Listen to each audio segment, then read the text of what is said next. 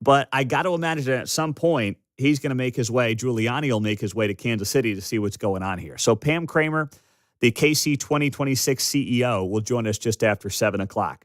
The 6 at 6, top 6 stories in the 6 o'clock hour, we'll get to next on 95.7 FM, KCMO Talk Radio. Now, you know what's coming up, right? I mean, if you don't know what's coming up, then you better get on it. Mother's Day. That's right. And yeah, flowers are nice, but they fade. You know what doesn't? Fine jewelry. Celebrate her love, strength, and beauty with a lasting piece that mom will cherish for a lifetime and even pass down to the kids. Whatever her style is, they'll have it at Diamonds Direct, and you will get the white glove service that you would expect from a top-notch jewelry store right here in Kansas City at 119th and Row. Walk on in there and tell Angie and the team that we sent you, and most importantly, don't be intimidated. I know, listen, if you're a guy, we're all intimidated walking into these places. We don't know the product, and we are afraid we are going to get ripped off. They won't do that at Diamonds Direct. They have not done it to me on multiple buying occasions. So every piece comes with complimentary cleanings, sizings, and repairs. So mom's jewelry will be taken care of for the life of the piece. You don't have to worry about that at all. You've got high-quality, hand-selected jewelry at competitive prices. Head on in there now. DiamondsDirect.com is the website, but just go say hi right there at 119th and Row.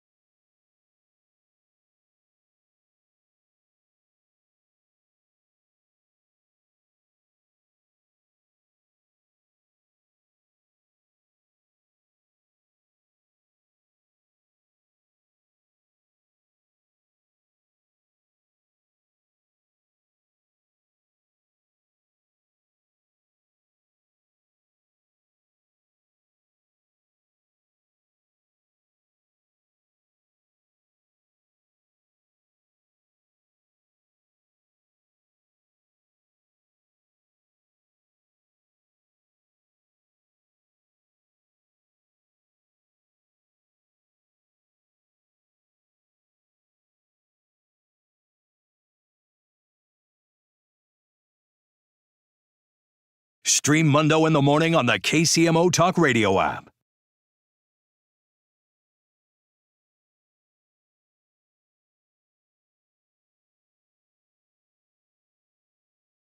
.650 on a Wednesday on KCMO Talk Radio. It's that time of the morning. Let's go. It's time for the 6 at 6 on 95.7 KCMO Talk Radio. Number 1. There will be no Truth Avenue in replacing Troost Avenue. That is not going to happen, at least not right now. Yesterday, Mayor Quinton Lucas announced that they would be tabling this issue for the foreseeable future. And it comes after a big push from activists and also one member of the city council, that would be Melissa Robinson, East Side 3rd District, who has been trying to get Troost Avenue renamed to Truth Avenue for the last couple of years. And for a second straight year, Mayor is saying that he will block the measure to change the street's name, proposing that the measure be placed on indefinite hold so officials can study the issue more and consider other possible names. So Troost is staying as Troost for now because, yes, we all know that all the ills of history get erased when you change a street name. Said nobody ever. But you know what? We'll move on. Show some RESPICT. Number 2. Next up, Kansas City investigators rounded up drugs, dozens of guns, and arrested nearly 100 suspects across Kansas City in just a matter of days. Last week's effort to make the area safer involved Kansas City Police, FBI, ATF, DEA, Missouri State Highway Patrol, and probation and parole officers. The officers and agents arrested 96 people wanted on federal, state, or city charges, according to KCPD. Investigators also issued 89 new charges during the operation. The arrests included suspects in 4 homicides, and officers recovered meth, cocaine, fentanyl, heroin, and other drugs. That's amazing work by our area law enforcement and our federal agencies. And how much you can tie directly back to the administration, I don't know.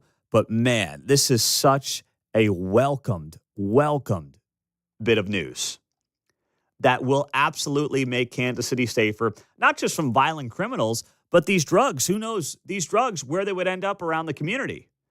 And now they're off the streets, courtesy of the great work being done by KCPD, FBI, ATF, DEA, and Missouri State Highway Patrol. So great job, everybody. A round of applause for all those folks. And we appreciate you here on 95.7 FM. Number 3. Next up, let's go to this story. Donald Trump gets a big win from the Supreme Court on the transgender military ban. The U.S. Supreme Court issuing a temporary victory for the administration yesterday on the president's policy of banning transgender members of the military. The court found that a lower court was likely wrong in its finding against the Trump administration and blocking the ban on transgender members of the military. The one-page order from the Supreme Court said that the 3 liberal judges dissented against the majority, so it was a 6-3 vote. Neither the majority nor the dissent provided their reasoning for their opinions. Now, it's not a final ruling, but this allows the administration to implement the ban as the litigation continues. So a big win yesterday on that front for the administration. Number 4.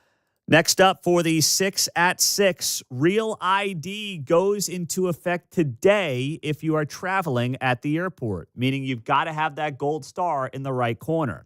However, Homeland Security is saying that for now, you can travel without your Real ID, but you will deal with longer lines, you will deal with delays, and you will have to give yourself extra time at the airport. Of course, you could bring your passport, and that solves this. But you want to have that Real ID where you have that gold star on the corner, top right corner of your driver's license. That deadline is today, May 7th. The changes are happening at airports all around the country. But if you don't have it, you still will be able to fly. You, once again, will just have to deal with extra security at the airport. Number 5. Well, the horse racing industry cannot get out of its own way. Kentucky Derby winner Sovereignty will not run in the Preakness. I mean, how did this sport, it's got no juice. It's got no credibility outside of these three races. And the one thing that people care about is the Preakness to see if we get closer to seeing a Triple Crown with the Kentucky Derby winner. And it turned out yesterday that Sovereignty is not going to run in the Preakness. So there will not be a Triple Crown winner for a seventh consecutive year. Now, Sovereignty will run in the Belmont Stakes, which is the third jewel of the Triple Crown, but not in the Preakness. What's the point of any of this? They said they're doing what is best for the horse. They got a call from the trainer that Sovereignty will not be competing in the Preakness. And that's basically it. So now no one's going to remember Sovereignty. No one's going to have any idea about no one's going to ever remember this horse. It's not running in the Preakness, and there is no chance at a Triple Crown. So, man, that is just a bad look. This is the fifth time since Justify won all three races in 2018 that the Preakness will go on without a true shot at a Triple Crown. So this has been par for the course now for the last several years, and that's a darn shame. Number 6. Well, speaking of sports, Bobby Witt and the RBI single in the ninth helps the Royals rally, get it done against the White Sox last night, 4-3. What is that? 13 of 15 wins now for the Kansas City Royals. They are rolling. This is so much fun to see. Second walk-off hit of Bobby Witt's career. The other one was a game-ending grand slam 2 years ago, back in 2013. So 2 runs, bottom of the ninth, and the Royals beat the White Sox by a final of 4-3 last night out at the K, and the series continues tonight. 6:40 first pitch, 4-game set, wrapping up tomorrow afternoon at 1:10. Coming up next, first time on the show, we will have on Pam Kramer. She's the CEO of KC 2026 in the World Cup. Trump making his announcement yesterday with Andrew Giuliani as the executive director for the World Cup next year here in the U.S. We'll ask her what that means for Kansas City next.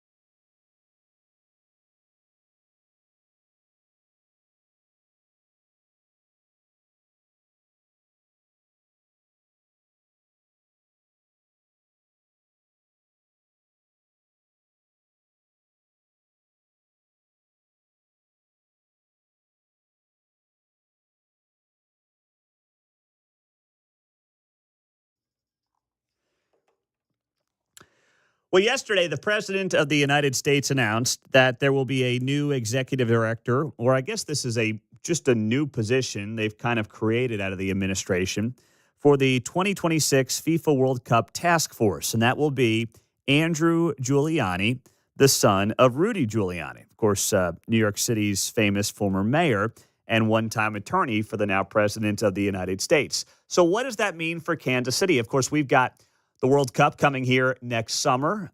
This task force was put together over the last few weeks, and now Andrew Giuliani has been tapped to be the executive director. Pam Kramer is joining us on KCMO 95.7 FM, and she is the CEO of KC 2026, overseeing Kansas City when it comes to our involvement in the World Cup. Pam, good morning. Great to have you on KCMO. What does this task force mean for us? Well, good morning, Pete. Thank you for having me. So, yeah, this is a really important step. The president, actually during his first term, when the World Cup bid was submitted, really oversaw that process and submitted letters of support for the bid. So yesterday, really doubled down on his commitment to hosting a safe and seamless World Cup. So very encouraging for us to hear him express support and to form that task force. I'm actually in Washington, D.C., with my counterparts from the other 10 U.S. host cities. We're meeting with Executive Director Giuliani later today, and excited to get started on the work. What do you feel like you need help with right now from his standpoint, from the administration standpoint? Is there something that you really want to see him take control of and lead the way on? Well, I think, you heard him say yesterday, this is really an investment, and we view it the same way. And I think making sure that we have the safety and security resources in place to host this national event. As you know, the World Cup is the world's largest sporting competition. And so to have it in the United States is a competition. And so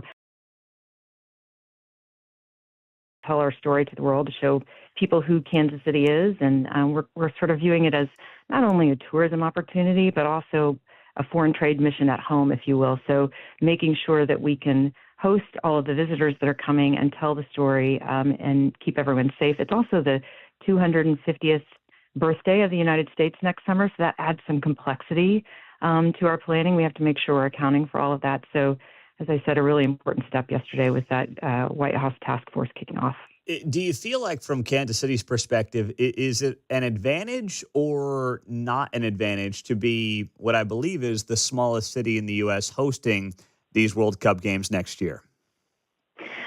I really think it is an advantage, and I've said this before. I would rather be in my chair than any other host city lead chair in the country, and part of it is this regional support that we have. People understand what a big deal it is for us. We've never done this before. We've never hosted a Super Bowl or the Olympics.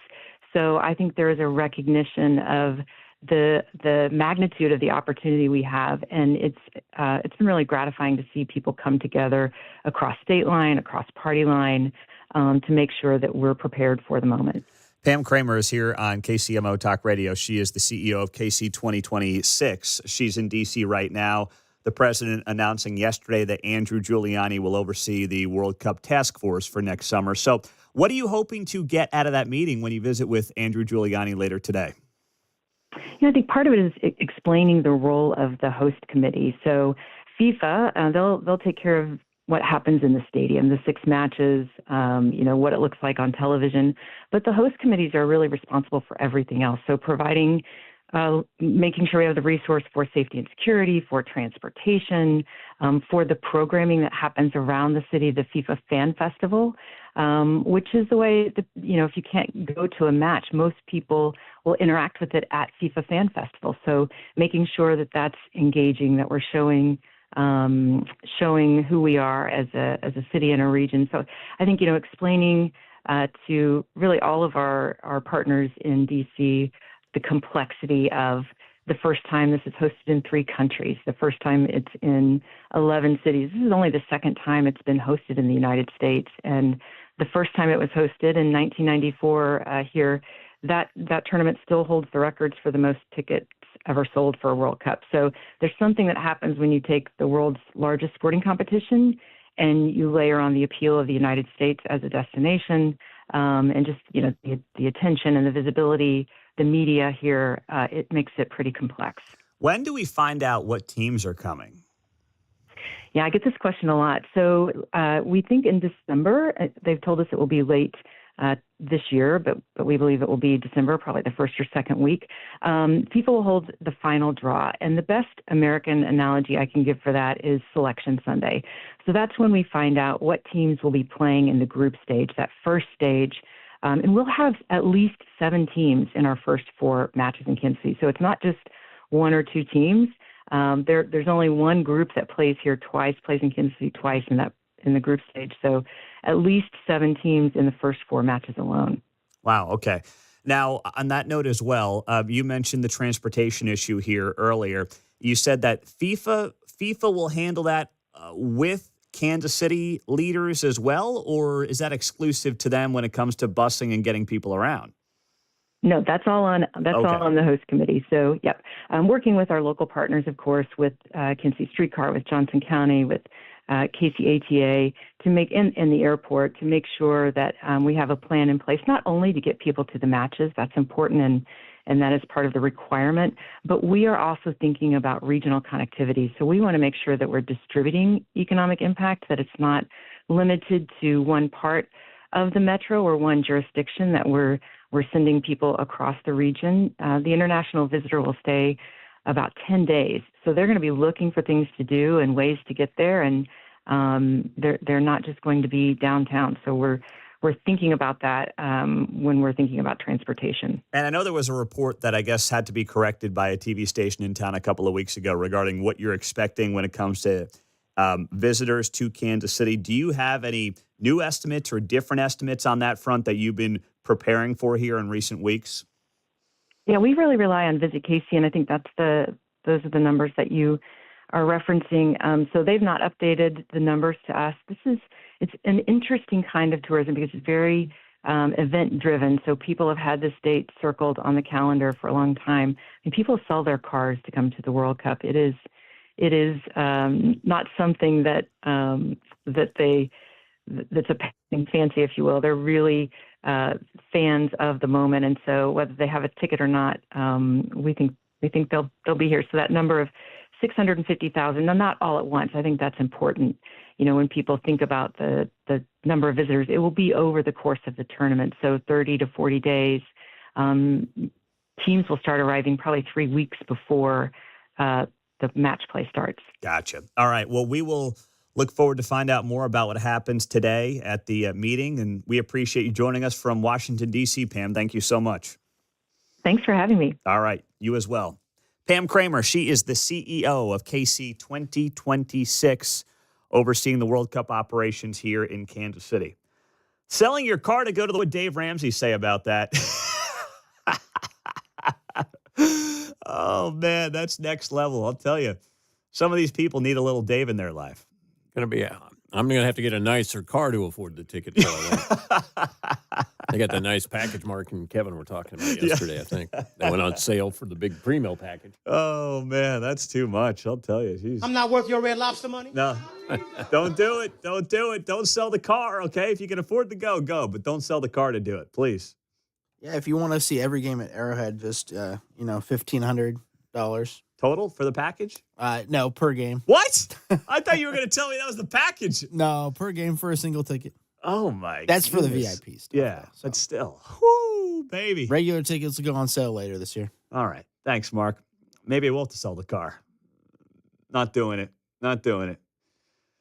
All right. Coming up next, there's a great event happening today in Kansas City supporting our law enforcement. We want to make sure that you know about. And then you have businesses starting to speak up on some of the issues impacting Kansas City when it comes to crime. We'll tell you about those coming up next on 95.7 FM KCMO.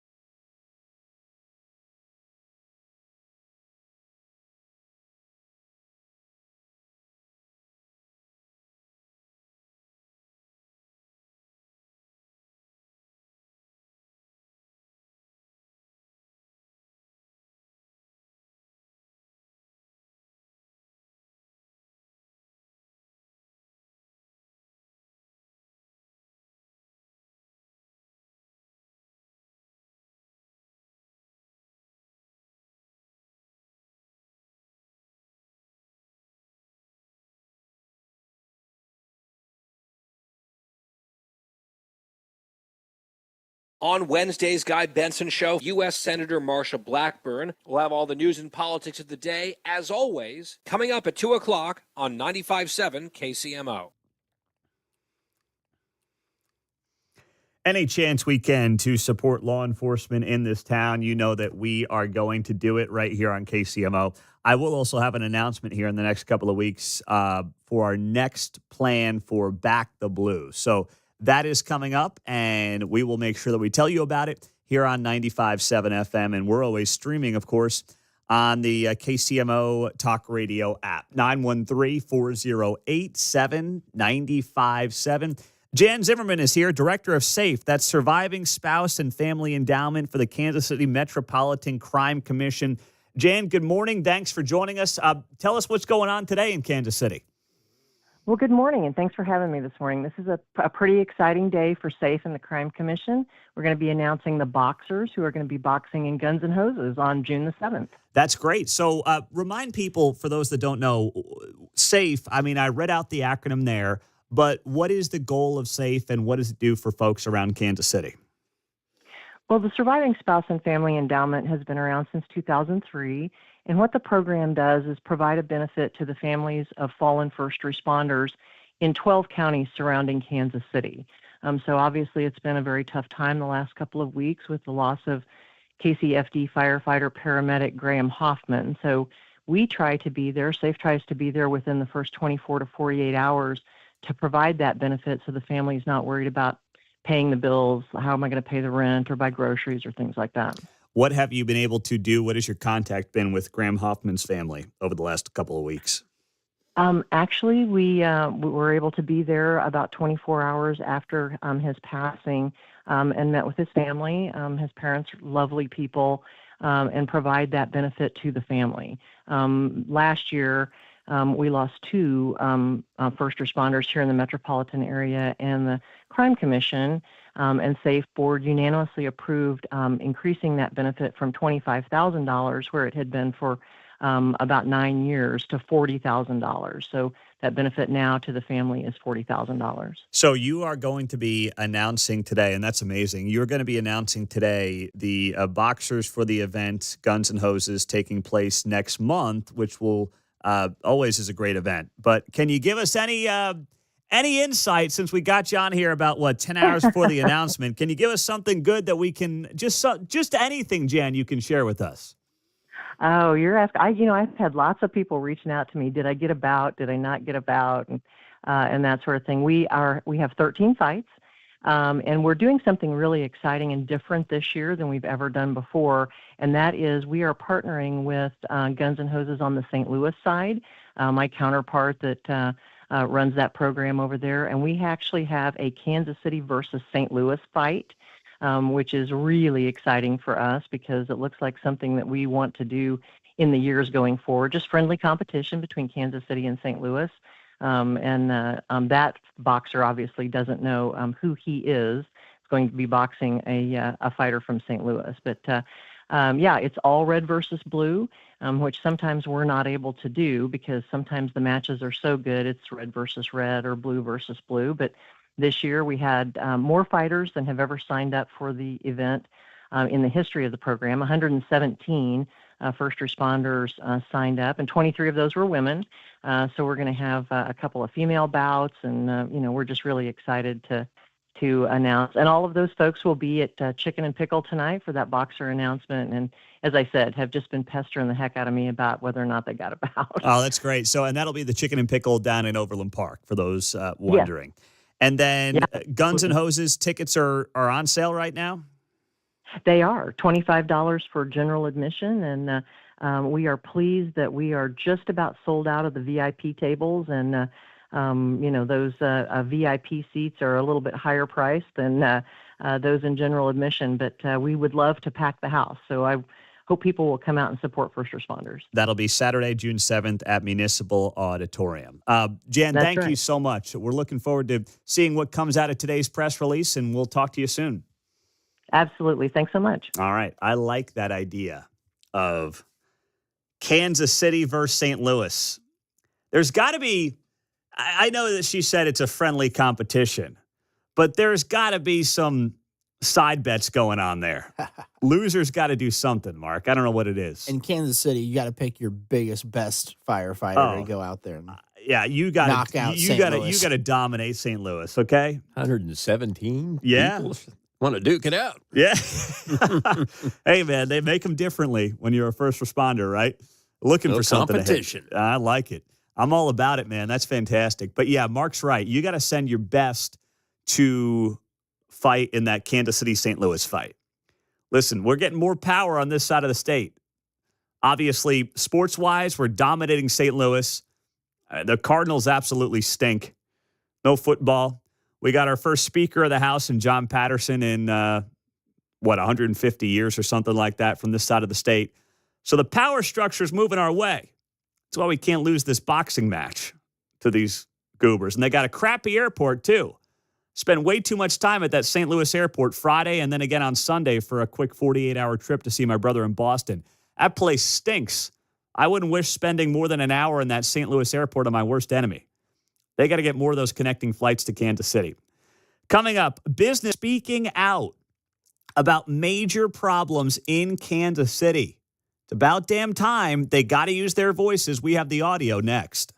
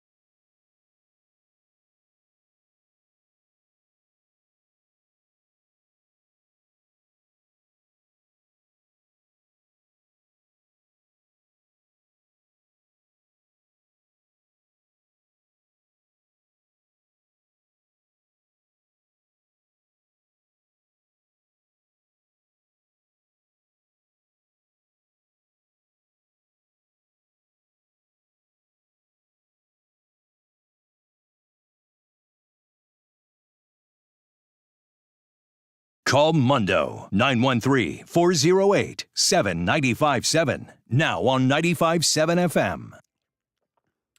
I am so glad to see these business owners speaking up and speaking out. Good morning, 735. Thanks for joining us on KCMO Talk Radio.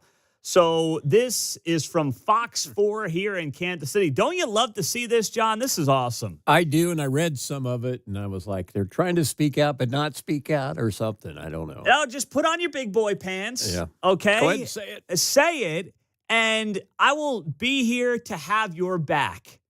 I know there might be some losers at City Hall. There might be some woke goobers in the media. Yeah, National Panhandler Radio might be upset with you, but you know what? They're about to get defunded anyway, so screw them. That might give you a hard time. But the more people who speak out and say this city is not functioning properly and we are going to lose our business or move our business, that's the only wake-up call we've got here, and you've got to provide it. I can sit here in the studio and do this show and talk about it all day. But in the end, you're the one who's the employer of individuals in this town. You're the one paying taxes to the city in this town. And you're the one who has the employer.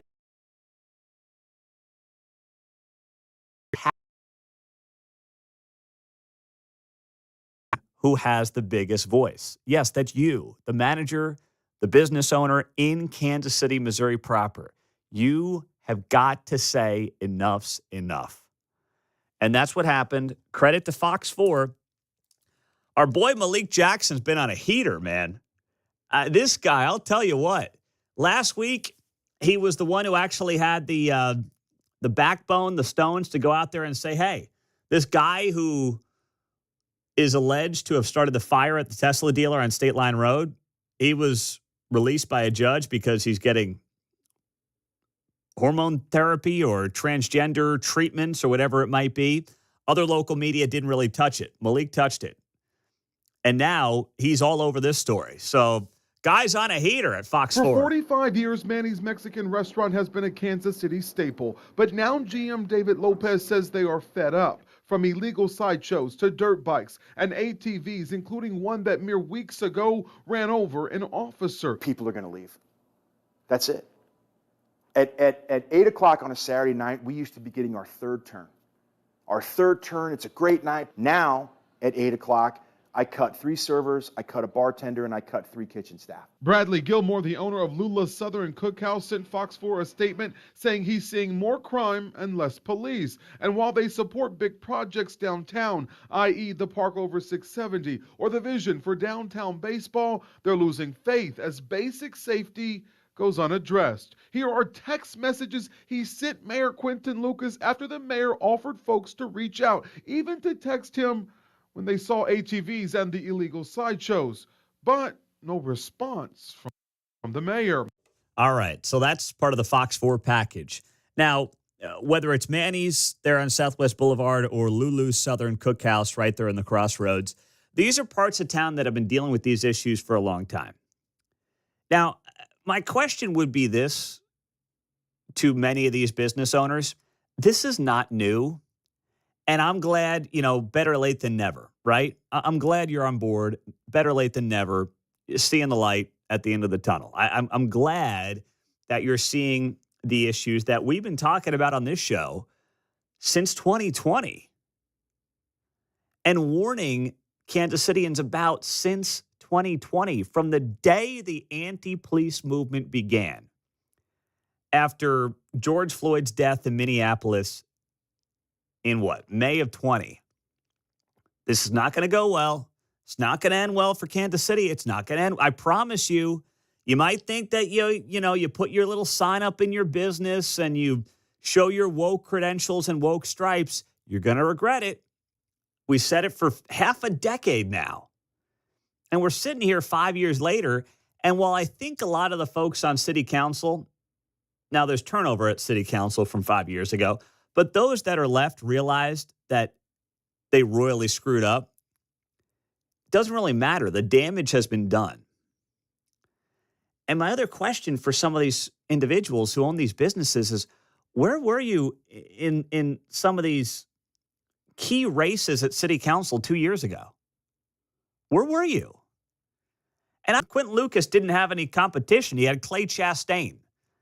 Clay Chastain, the best thing that guy's doing is writing a new banger on his piano and then sending us MP3s of his latest cover song that he's doing. Clay. What were the songs he would sing? I don't know. He had some goofy songs he'd be singing. He knelt with BLM.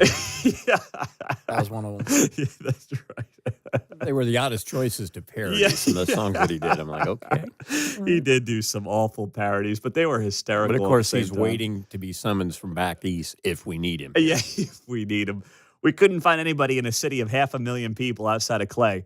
So I'm not even talking about the mayor. The mayor's one of 13 votes. I mean, yes, he's the face of your town, and we've had our differences with the mayor. But I also think that if the mayor had a more moderate or even, dare I say, right of center leaning council, he'd do what he needed to do. He would go along with it. But he's got to work with what he's got, and he doesn't have a council for too many of these 12 members who see the world the way that it is and the way that these business owners are seeing it and the folks who are talking now, Manny's. You heard the guy say there, he used to have a third turn at 8 p.m., meaning, he'd have a third set of people come in to sit down. Now he's letting people go at 8 p.m. He's saying, see you later. And I don't blame him. You going down there? I mean, we had a Kansas City radio host who got held up at gunpoint. Was that downtown or Crossroads? Either way, a few weeks ago. We know about all the issues in the Crossroads. We talk about it all the time. How many people are going down there? If you can spend $200 on a dinner right now, you going down to the Crossroads? I mean, I did it 2 months ago, but it was, 7 p.m., give or take. And we were out by probably 8:39, and the car was real close. Car was not far. There was a reason for that. I wasn't going to mess with it. And that is something right now that people all around Kansas City are making choices on. And they are voting with their feet and they're voting with their dollar. And now these businesses are just getting absolutely smoked. And I'm glad they're talking about it because for too long it was like, hey, let's talk to Bill Nigro down there in Westport. Bill will come on. But even Bill would tell us that he would have business owners who would be mad at him for highlighting some of this stuff. And it's like, wait, what are you talking about? You guys know you're getting smoked and you're afraid of retribution. I mean, that is cowardly stuff. You fund the government if you're a business owner in Kansas City. Stop with this. I mean, I don't want the mayor to come after us or the city council. I don't want my government to come after me. Do you realize how big of a coward you sound like? Cowering to your government because crime and you're seeing your business die in front of you. That is the stuff of cowards is what that is. And every single business owner that speaks up, whether it's to Fox 4, whether it's on this show, and they don't care about the pushback they get, there will be strength in numbers. There will be. And while KCPD is having some good recruiting classes, and, I think they're in a good spot overall, they are still short hundreds of officers. You've got a new prosecutor that you hope will help things get on the straight and narrow, but none of this happens overnight. This damage has been done for half a decade. And it's not going to be fixed by July 4th, Labor Day, heck, even the end of this year. It's going to take some time. 913-408-7957. That's our text line and our studio line on KCMO Talk Radio. I mean, I remember, when I first got here going on 8 years ago now, you would have Chiefs players partying down in Westport after games, hanging out. As far as I can tell, that's not happening right now. And if the Chiefs are letting that happen, then shame on them. That's a terrible idea. There is no way that you can allow multi-million-dollar athletes to be partying late at night in Westport. You just can't have it. So, it's just a sign of the times. That's what we're dealing with right now. 913-408-7957. Pete, it's KCPD. They're not enforcing. The Chiefs need to enact. The mayor doesn't get a say. The chief needs to enact. The mayor doesn't get a say. Well, Are they not enforcing because they don't trust the prosecutor's office? That's entirely possible as well. But I hope that they can trust or they can gain the trust of this new prosecutor because that matters too. We'll get to your calls here coming up on KCMO Talk Radio. Guy Benson will be here just after 8 o'clock as well. 913-408-7957.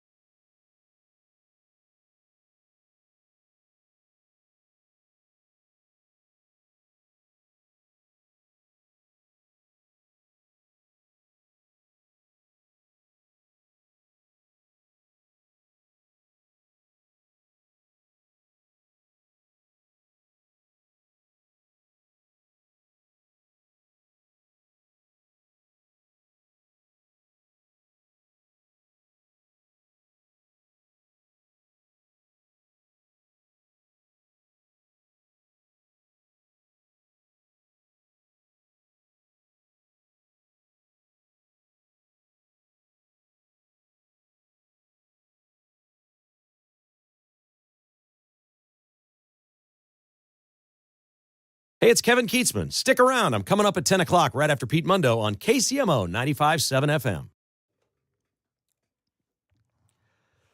You got Manny's there on Southwest Boulevard talking to Fox 4 saying enough's enough. We are slowly dying here. And you had other companies as well, other businesses. His name is Bradley Gilmore, owner of Lula's Southern Cookhouse in Crossroads, who also is saying that while he likes the idea of downtown baseball, his support is fading fast because they can't get the basics right. That's how bad it is, John. We had some stories, a year and a half ago maybe? Like cars were getting broke into and people were getting jumped as they would go out. And we had a business owner on who is going to move, but he was stuck with his lease for a while. So, it's not getting any better for him. He's been down there another year since his initial reports. He was eyeing places over here in Johnson County. And, that's not good for anybody. You want a robust downtown area. Alex is in Blue Springs. Hey, Alex, you're on KCMO. Good morning. Beautiful show. It's horrible downtown. My wife works down there at an apartment complex, and it's almost a daily occurrence. Out of a secure garage, they're breaking into the garage, stealing cars. One guy parked his car, saw people in the garage milling about, went in the building to get something, came back out, and he watched his car drive away. It is out of control what these Democrats are doing. I mean, they are the worst. But, I'm sorry, but black Democrats are absolutely the worst. I don't know what the deal is. See, here's what I think it's really about. It's about progressive Democrats. And there's white progressives, there are black progressives, and I'll tell you what, in this community, look at the Jackson, there are Latino progressives, there are progressive across the board, man, and they're the ones who are really hurting things. Yeah, and I'll tell you, we're not spending a dime downtown. We don't even want to drive past 435. 435 is the limit going towards Kansas City. We don't even want to drive through it. We'll go around Overland Parkway, because you're taking your life into your hands in there. I'm exaggerating, but come on. Yeah, I could tell. Thank you, Alex. And by the way, this complex was where downtown, if you don't mind me asking? Oh, I can't tell you. I don't want her to get fired. Yeah, you're right. But it's River. What do they call that? River Walk or something? River Market area. All right. Yeah, River Market. Yeah, it's atrocious. She has to drive by. People literally sleeping on the curb. Within inches of your tires as you drive in. Prostitution, girls walking around. It's like, wow, they're really hustling. They're out there at 7 a.m. Well, when there's a will, there's a way, Alex. Thank you, buddy. I appreciate it. Listen, I do think that the progressive part of the party people are pushing back on. Like, I even think just run-of-the-mill, lifelong Democrats in Kansas City and around the country are like, okay, we tried this crazy stuff. And I actually think you're going to see more of the people who are latching on to the progressive part of the party not being in urban cores, not being in places like Kansas City, being in places like, Wokewood or Prairie Village or places like that where they can cosplay as super woke progressives, but not suffer any of the consequences, right? But I think in urban cores where you saw your politicians get very progressive, they're suddenly the ones who are like, whoa, this ain't working. This is not playing out like we thought it was going to play out. Defund the police is an absolute, utter failure. Anybody who thought that was a good idea was a fool.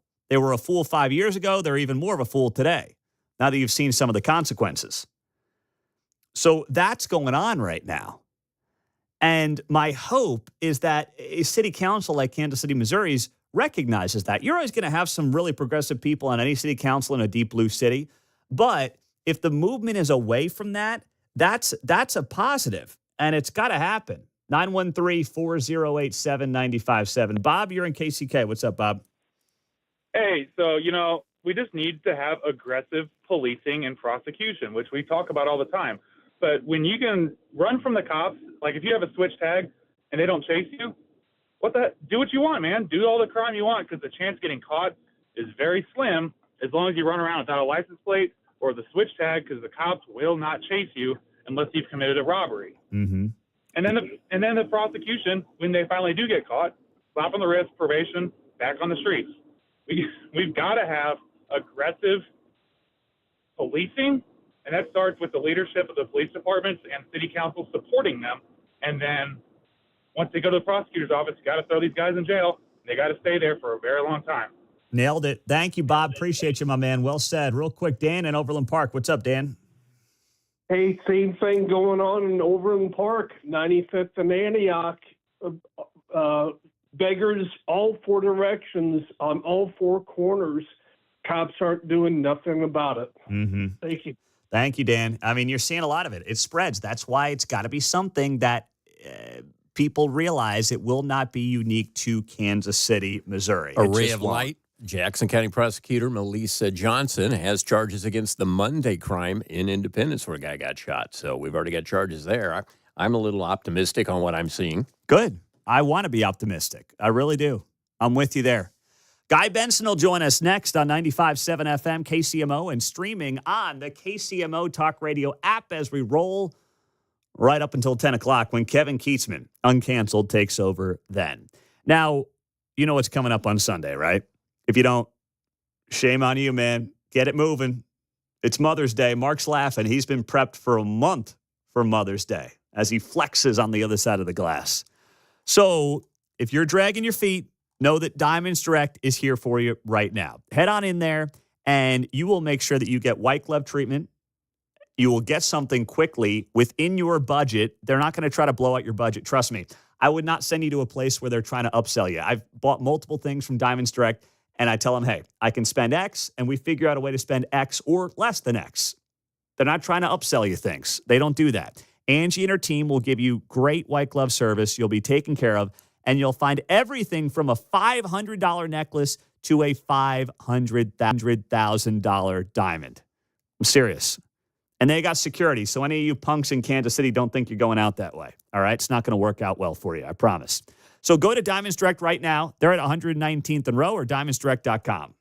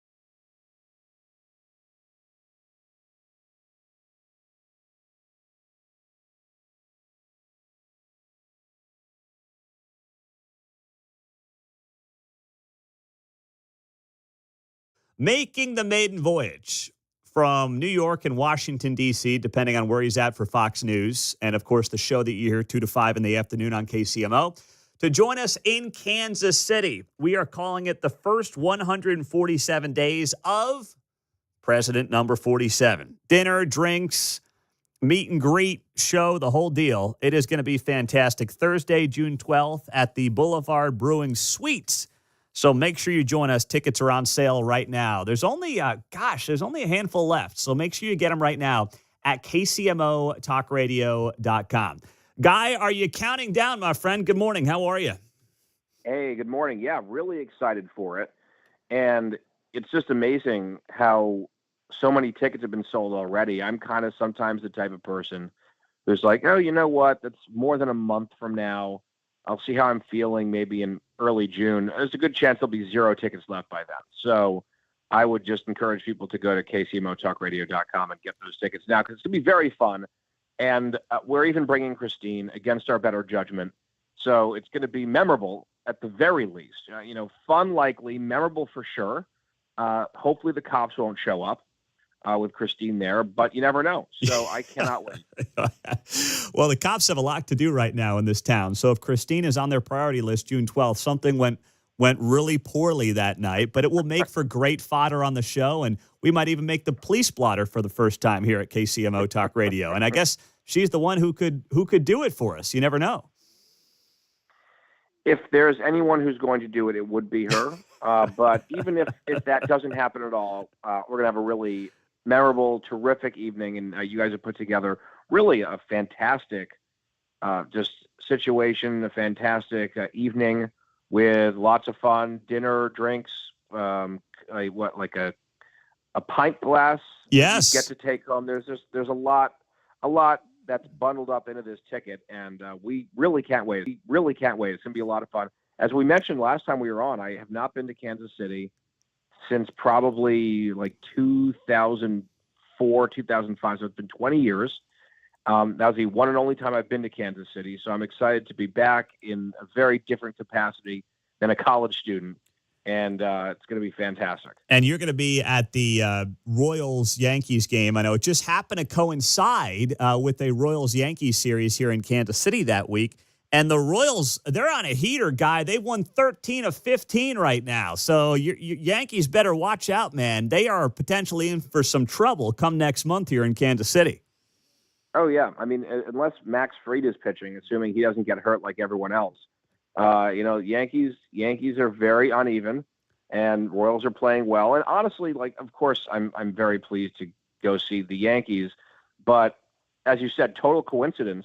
I've just never been to Kauffman Stadium. It's something I've always wanted to do. I try to check off ballparks, and it has some very famous pluses. Like, I guess it's always talked about how great the grass is, how great the groundskeeping is. And so as a baseball guy, I'm just excited to see a new ballpark. Yeah, you're right. And they want to knock that thing down here in the next few years and build the new stadium somewhere. So the timing is perfect for you, and we're looking forward to it. Tickets on sale now at KCMOTalkRadio.com. And if you want to sit with Guy and Christine, which, once again, could be against your better judgment, at least when it comes to producer Christine, that is also available, and information is there at KCMOTalkRadio.com. Now, on the news front, Guy, I mean, you're obviously going to be on today at 2 o'clock, and the news cycle, as we talked about with you before, will change from morning drive when we're on to what you're doing in the afternoons. This week has been, for the most part, no different. When you look at the news cycle right now, specifically around the president and the pace at which he is moving, what do you think the goal is when he says to the Canadian Prime Minister yesterday, hey, you guys should consider being the 51st state? And the Prime Minister says, we're not for sale. But Trump has this look like, I know you're not, I'm just toying with you. What do you think his end game is when he talks about the 51st state stuff? I think he started with that trolling to annoy Justin Trudeau, and then has just kept it up, right? He kind of gets a line in his head, and he likes it, and he's going to keep going. And I think of the two people sitting having that discussion, the person who is happiest that Trump says this stuff is Mark Carney, the Canadian Prime Minister, because without that trolling, I don't think Mark Carney wins the election. In fact, I'm very confident of that. I talked about it on the show. I mean, the Conservatives had a 25-point lead around Christmas, and you just see how the polls completely turned on the 50-state stuff and the tariffs, and this liberal party that had been failing. Their record was horrible for 10 years. They were going to get thrown out on their rear ends in historic fashion by voters. They suddenly felt like they had a lifeline, which is, oh, we're going to stand up to Trump, and we're going to be the hardcore anti-Trump party, and the electorate's really mad right now, and it worked out for them. So now Carney's won. I guess, Trump's still enjoying the line, but he's gonna have a left-wing socialist up there to deal with for the remainder of his term. So it worked out well for the leftists and not so well for the conservatives up there. I hope that nevertheless they're able to come together on some sort of a trade deal and resolve a lot of these trade issues and tariffs so they can focus on China. We'll see. I think a lot of people keep waiting for the first big deal to be announced. They keep kind of teasing it, right? So it might be India, it might be Japan. Those are the rumors that get thrown around a lot. Or it could just be misdirection and someone else altogether. And each day you sort of wake up thinking maybe today's the day, and maybe today is the day. But I would imagine probably in the next week at least, but I guess you never know. Mm-hmm. Guy Benson's here on KCMO. Now, what do you make? Because I saw this coming out of those Canadian elections, 2 weeks ago now, that it's the younger end of the demographic that actually was skewing very much to the right. And that lines up with some of what you saw in Rasmussen's polling this week that shows 18 to 39-year-olds, especially those married in that demographic, which I'm in, and you just left us having the big birthday a few weeks ago. But you're seeing younger people in Canada and the U.S., especially those who are married, moving to the right. How do you read that? Well, I think in Canada specifically, the anti-Trump message that clearly ended up winning and flipping the whole script in the election was especially relevant to older Canadians. And you see, boomers, for example, shifted very dramatically to the left, whereas younger people who have their whole lives ahead of them and are trying to get a foothold and figure out how to afford life, trying to figure out how to buy a house, all these basic things, concerned about the cost of everything, far less established than older Canadians. They were much more interested in the messaging of Pierre Poilievre and the Conservative Party, saying this has been a lost decade under the Liberal Party. They've just been, their inflation was worse than ours. Their GDP growth has been some of the very worst, most anemic in the entire Western world. They've been really weak on crime. They've been awful on anti-Semitism in that country. There are just a lot of reasons why I think younger people said we are not really getting the Canadian promise that we were told we would have under this leadership, and they wanted something new. They wanted change. But then, the politics changed, and the Trump thing became the number one issue of the election because that's what the Liberals wanted. And, of course, just like here, the media goes along with what the Liberals want. But I think there's a lot of young people saying, okay, great, we stuck it to Trump, but how does that help me? How does that help me buy a house? How does that help my future? The Conservatives, I will say, even with the huge disappointment, they still ended up with the highest vote share that they've ever had in the modern history of the party. They won more seats than they have since 2011. So they still vastly overperformed themselves, but is still that tough, bitter pill to swallow, not just for them politically, but for a lot of those young people who felt like they were just kind of absolutely stuck and stagnant under the Liberals. And a bunch of, lefty boomers decided that, and I get some of it, but they decided that sending a message to the United States and to the U.S. president and all of that was more important in their mind than some of the other nuts and bolts of building a life. And obviously younger people, many of them would disagree. Mm-hmm. Well, Guy, we always appreciate you hopping on the show, my friend. We look forward to seeing you out here in about 5 weeks, and we will talk to you soon. Have a great show. We'll listen at 2. Can't wait to see you guys June 12th. Let's go. There you go. Guy Benson on 95.7 FM, KCMO Talk Radio. Get those tickets now at kcmotalkradio.com. He's right about what happened in Canada. I talked to our buddy Kelly Urich, longtime Kansas City radio guy. He's up there in Canada right now. He's in Western Canada. And he's like, there is a huge contingency of conservatism up here, of younger people especially who are leaning conservative. And of course, it was the older boomer lefties that drove it for this guy, Mark Carney, who was in the Oval Office yesterday. But I think there's actually a way to tie this together with what's happening in the U.S., where you are seeing younger people move to the right. Same thing with the TDS here in the United States. The TDS is worse amongst the 65-plus crowd, which is a fascinating change from how our politics have been established for the better part of 40, 50 years at this point, right? Where, hey, if you're young, you're a liberal. If you're old, you're a conservative. Not true anymore. That thing is doing quite a complete 180, but it's just not as black and white as it used to be. 913-408-7957. Coming up next, can the next leader on one of our sides of the state line be from a county that nobody would expect? We'll explain and get to it on 95.7 FM, KCMO Talk Radio. In the small or medium-sized business, and you're like, okay, I know that artificial intelligence is here, but I have no idea what to do about it. That's all right. It really is okay. First step is just acknowledging, right? You got a problem and you got to figure out how to fix it. Well, my friends here at Centric in Kansas City, who has been training the technology workforce for 20 years now in this town, wants to help you with AI-powered solutions to transform your business. There's no cost. You just go to centric.com/AI. That's CENTRIQ.com/AI and learn more about how AI can help and work alongside your business. And they are doing a live demo on May 29th later this month. So that's something that you can sign up for right now at centric.com/AI. You'll see a link there to learn more and attend their free, yes, free AI and automation for business on May the 29th.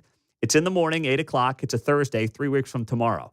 So get in, register now. Space is limited. You have absolutely nothing to lose right there off of State Line Road.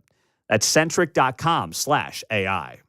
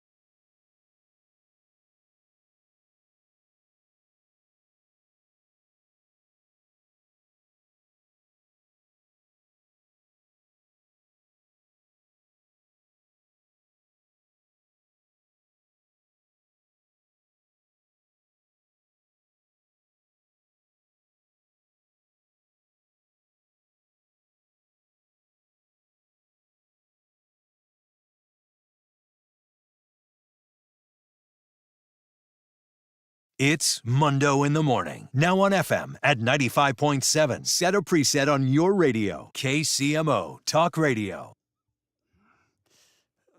Kansas City Star running this headline piece titled, "Can a Johnson County candidate be Kansas governor?" The answer to that is yes. But they decide to take the approach of doing the hemming and the hawing and saying, I don't know. I don't know if it's possible. But it is entirely possible that the 2026 Kansas governor's race in both parties could feature an unusually large field, and the two finalists on both sides could end up being from Johnson County. Now, no Democrats have announced so far on their plans to succeed Laura Kelly. But there are names that are being circulated out there, and many of them are from right here in Johnson County. On the Republican side, you've got Secretary of State Scott Schwab, Overland Park, former County Commissioner Charlotte O'Hara. They've launched campaigns. You have podcaster Doug Billings, who's running. You have former Republican Governor Jeff Collier, Overland Park guy. He's expected to jump into the race, as they note here. You have other folks who are being rumored, like former Royals GM Dayton Moore, who's getting conversation as well. And that's only scratching the surface, right? There are other names that we are going to hear in the days and weeks ahead who will be launching campaigns for governor of Kansas, and you will have more names from right here in Johnson County. Now, what makes it interesting is that in Kansas, it will show you where you're from on the ballot. When you go vote, you'll see where that person is from. And there's a school of thought that being from Johnson County could hurt candidates when people in other parts of the state go to the polls and say, I don't want a Johnson County person. I don't want to deal with that. I don't trust them. I want somebody who's from Western Kansas. I don't believe that is going to hurt in this specific cycle, especially on the Republican side. I don't. First off, in a general election, and then I'll backtrack from there. In a general election, if you're a Republican voter from Garden City, if you're a Republican voter from Ashland, if you're a Republican voter from Meade, those are all little towns, or not Garden City, but some of the other little towns that I remember calling high school football in 15 years ago.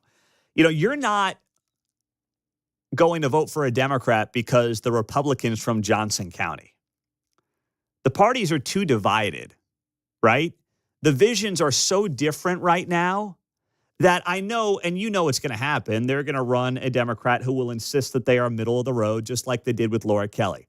I don't think it's going to work in 2026 unless the Republican just really runs a bad campaign, or you get a Gomer Pyle in the mix, right, who ends up trying to ruin it for somebody on the Republican side. Even though 2026 might be a year where there's just some backlash against Trump because the party in power typically has a bad midterm, I don't see that, with the way things stand right now, being enough. Laura Kelly had a very unique set of circumstances. In 2018, when she ran the first time, she got to go up against Kobach, and I like Chris. I think he's really good at what he's doing as Attorney General, but he barely won that primary against Collier. Remember, it took a couple of days for them to figure out who the winner was in that primary. And then, because the Kansas primaries are so late, which I wish they would change, he had basically, 2.5 months or so to race to the finish line.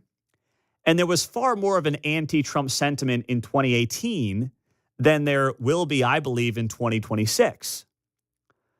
So he's behind the 8 ball. He's going up against Laura Kelly. No one really knows her. She can play the moderate game. I don't believe that there are Democrats in Johnson County right now in the Senate or the House who can play the middle of the road thing that Laura Kelly did pretty effectively a few years ago, because the parties have just changed, and there's so much more out there on what the beliefs are of these people within these parties. I mean, right out of the gates, ask the Democratic nominee, whoever that ends up being, should a guy be allowed in a women's locker room?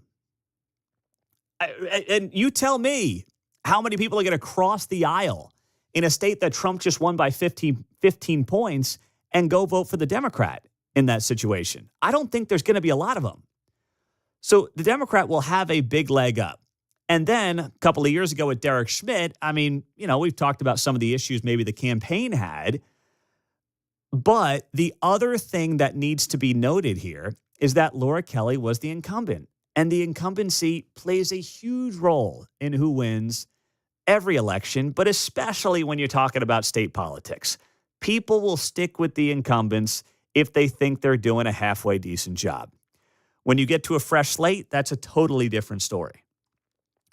So that, when it comes to the general, is how I would see it playing out. In the primary, if there's some rock star out in western Kansas or in the Wichita area who siphons off a ton of votes just because of the regionality of the race and the heavy Johnson County field that you've got, then maybe that comes to fruition.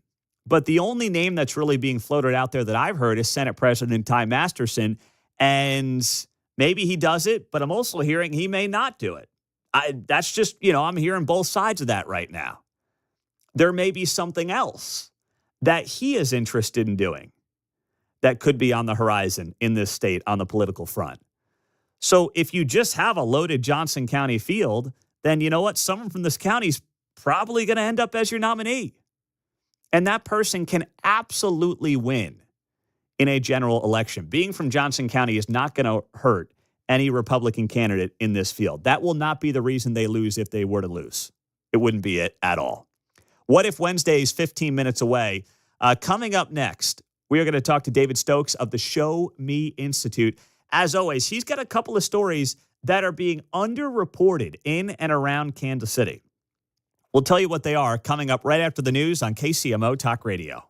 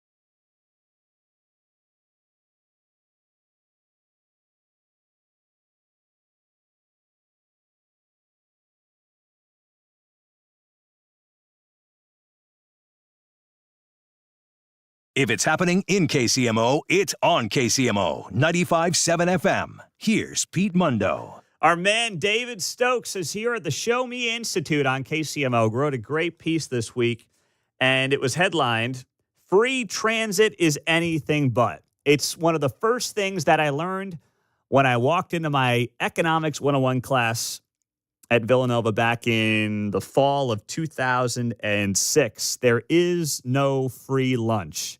But the politicians don't want you to know that, David. Good morning. Good morning, Pete. Great to be on the air with you. So take me through then your piece here, because the KCATA has been raving about, and so has the city for that matter, the free transit that they've had for the buses over the last few years. But now they find themselves in a pretty tough predicament where they don't have the money to meet their budget. So what's going on here?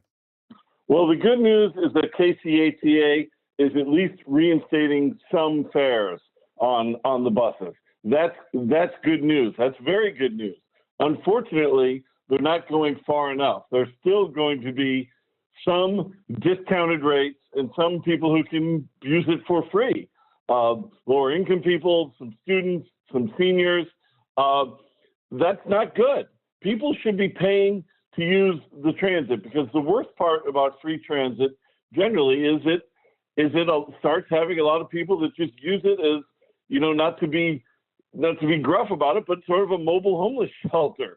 Like the quality of your transit experience declines. And shockingly enough, some people who want to use transit don't want to and are willing to pay for it. I saw a poll out of Chicago, people talking about what matters to the people of Chicago for transit use, and nobody was saying cost. Cost is not what people are concerned about. People in Kansas City or wherever want safe, efficient, on-time transit, and if they have to pay a few bucks to use the bus or the streetcar, most people are happy to do it. So happy that KCA is at least reinstating some fares. They need to go further and reinstate all fares.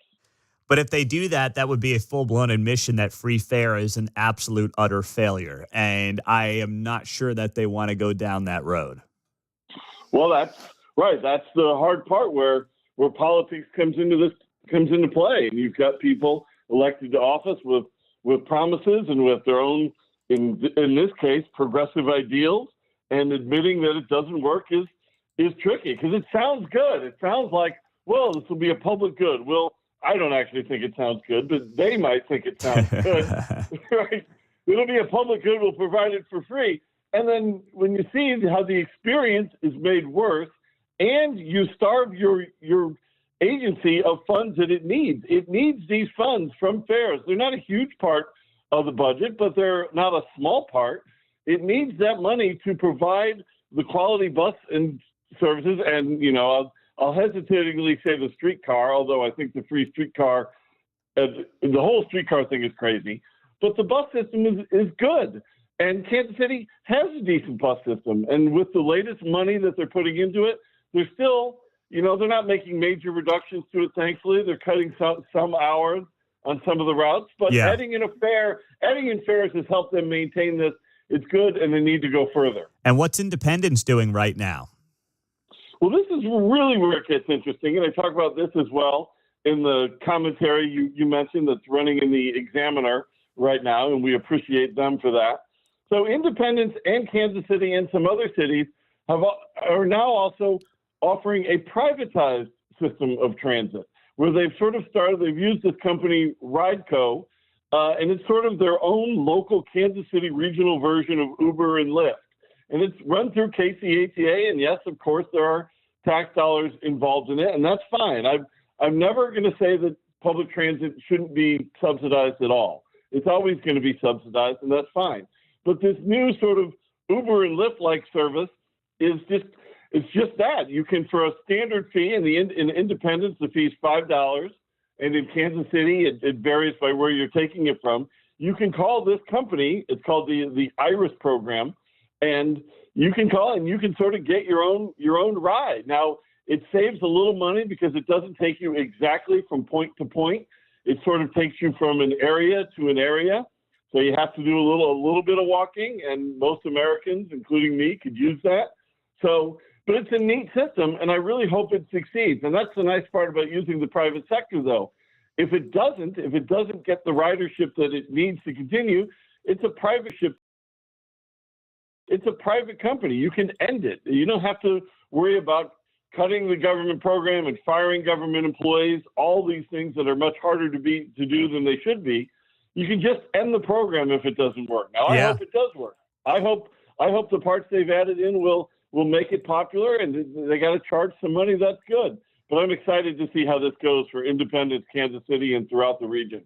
That's good stuff. David Stokes on KCMO Talk Radio 95.7 FM with the Show Me Institute on the Missouri side of the state line. Now, speaking of Missouri, what is happening in Jeff City? They're heading down the home stretch, and it looks like there's a bill that's getting close to the governor's desk that would block local ordinances that forced landlords to accept Section 8 tenants. This was a big thing in Kansas City. I want to say it was a year ago.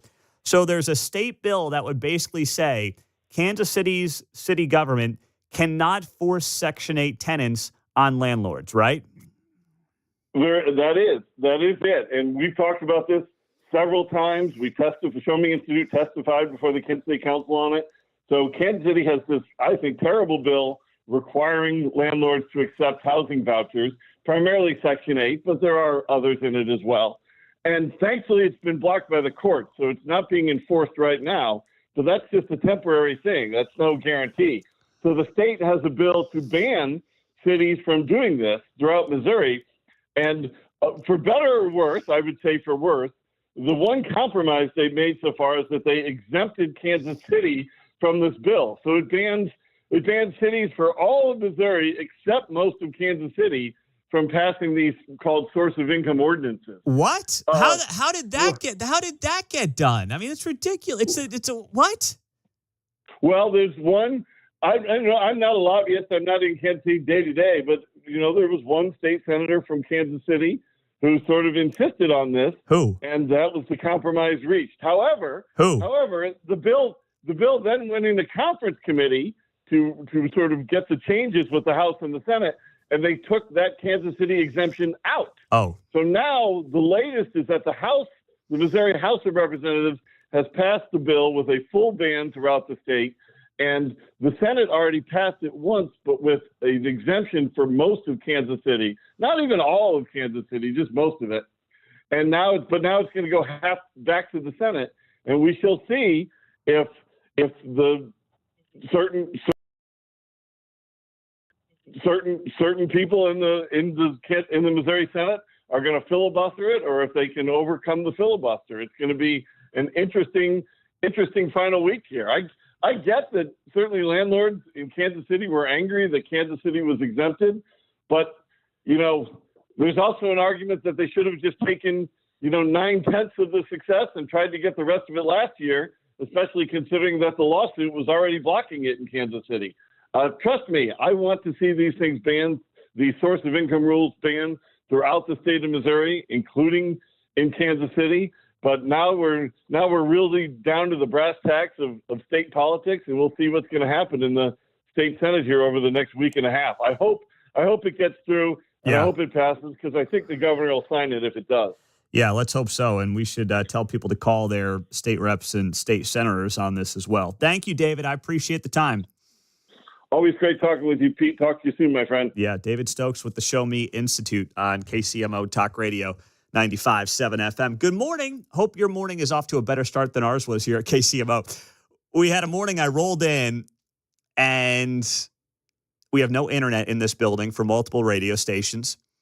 And that came after we had a child last night. I won't say which one, Chloe, who was awake for about 90 minutes starting at about 12:45 because she was convinced there were bugs in her bed. And it took mom and dad together and then separately on multiple occasions to try to calm down. This is after she crawls into her sister's bed, ticks off her sister, who was annoyed that she was getting woken up at 1 a.m., so we had a doozy. My head is it is spinning right now. John, don't you miss those days, man? Don't you miss them? I do not, but I have grandchildren and occasionally am reminded in little spurts. Give me some good news, Mark. Well, I was just going to say, I think we have one with teeth coming in, so it's been a couple long nights for us, too. Yep. Hey, nothing a little whiskey can't fix there, right? Come on. Let's go, baby. Oragel. Yes. Woo. All right. What if Wednesday? 3 questions as we take you till 9 o'clock here on KCMO Talk Radio, including one regarding our friends over at National Panhandler Radio. They completely outed themselves yesterday. And they're so out of touch with the rest of the media landscape, they did not even realize what they did. I'll explain next on What If Wednesday on KCMO Talk Radio. Hey, Mother's Day, it is coming up. Do not drag your feet. And if you waited this long, you are dragging your feet. Well, guess what? Mother's Day, right around the corner, and our friends over at Diamonds Direct want to make sure that you know if you're heading down the home stretch here and you haven't gotten the mother in your life what you should have gotten, there's still time. All right? The flowers fade, but the jewelry does not. Whatever her style is, Diamonds Direct will take care of you with white glove service, and Angie and her team will do a tremendous job for you, as they've been doing for me for all of my 8 years now in Kansas City. They are experts, and they will not blow out your budget. And if you book an appointment at Diamonds Direct, you will get $100 off your purchase. Everything from a $500 necklace to a $500,000 diamond. Only Diamonds Direct can pack this much value into a gift, and they will do it for you with Mother's Day coming up on Sunday. So get in now, diamondsdirect.com, or just head on down the road to 119th and Row.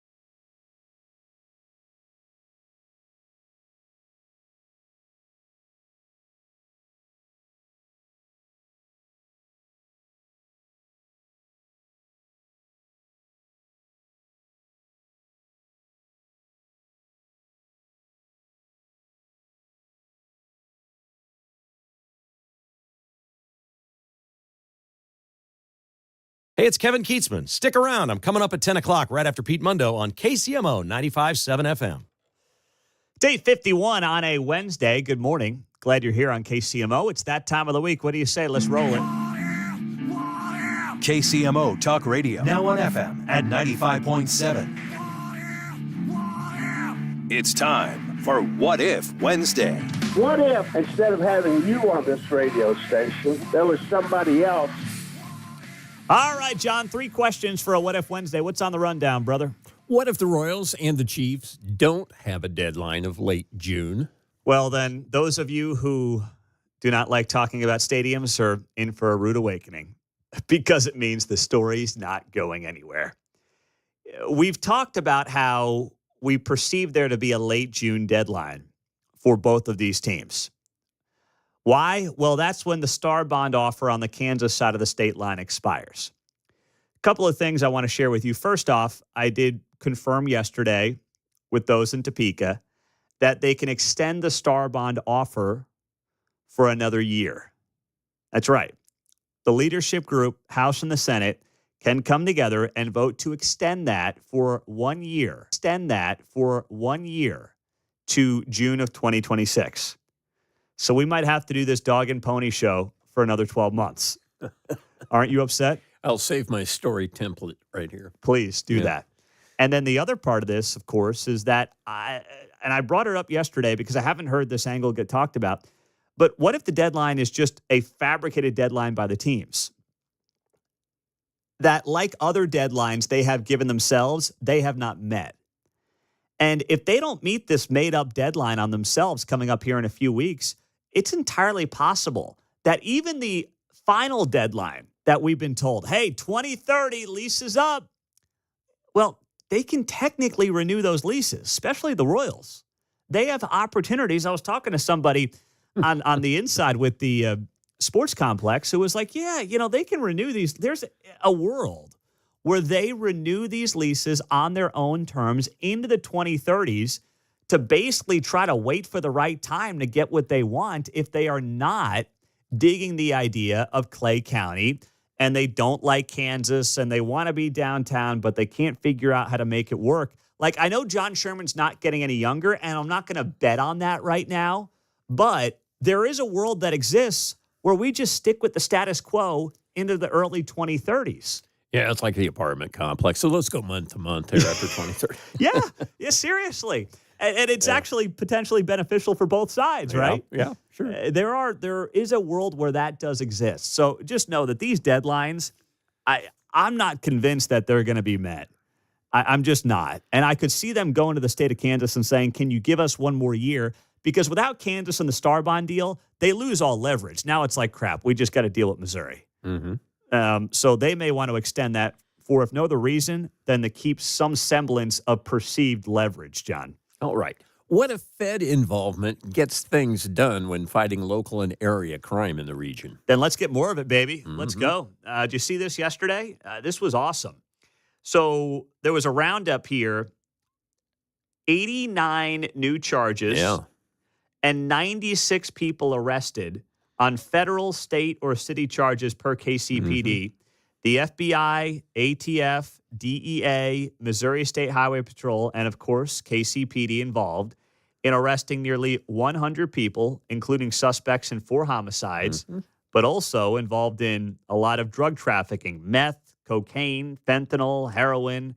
So this is a badass arrest, and this is fantastic for the Kansas City region to get this done. So great job by KCPD and all of our area federal officers as well. It's fantastic. I love it. And you know what? I hope they work. I know that they work a lot more than we realize. Sure. But when you have got this kind of a roundup of bad guys, drugs, guns, homicide suspects, man, sign me up for more of this. 24 handguns, like I say, plus the 89 additional new charges. Yeah. Let's go. Let's go. What if KCUR had a budget in line with other radio companies in Kansas City?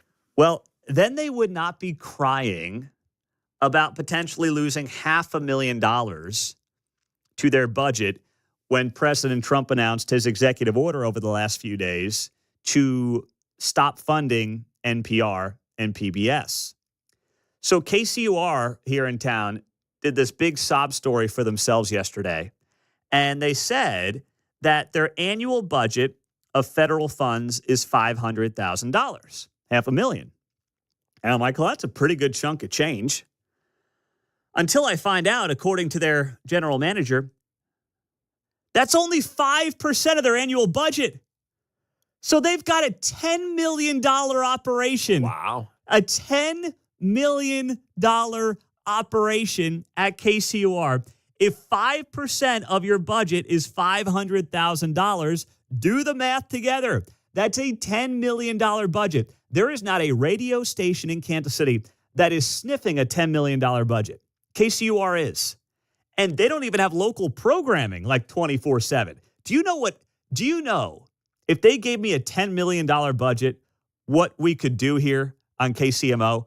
I mean, not just as the morning guy, but as the program director, we could blow this thing out of the water. Take over the world. Yeah, you want that second hour from Keatsman? I'll make it happen with a $10 million budget. All right? I'll take care of that for you if you want that.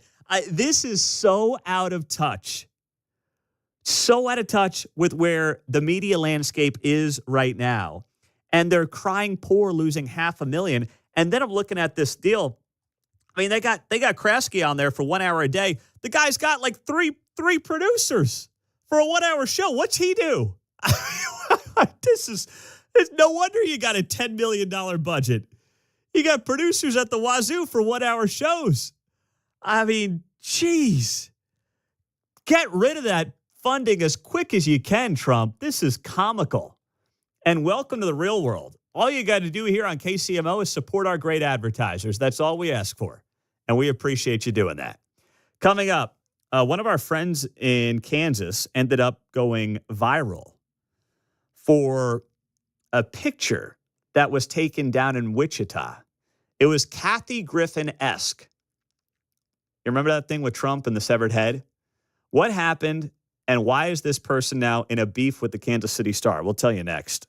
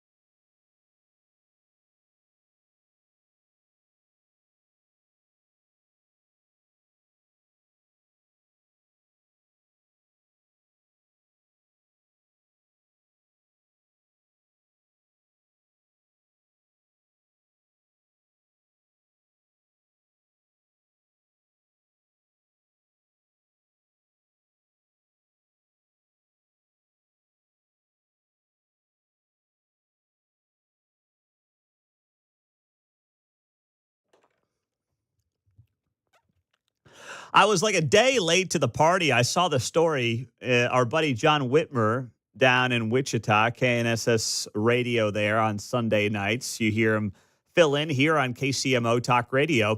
He goes viral because there was some guy walking around Wichita like Kathy Griffin with like a severed fake Trump head. And it got picked up. Todd Starnes did something on it with Newsmax. I saw the Kansas City Star is now writing about it, but of course they're taking the approach of bagging on Whitmer. So I said, let's reach out to John and see how he's doing. John, good morning. Just what's the backstory here? What exactly happened over the weekend?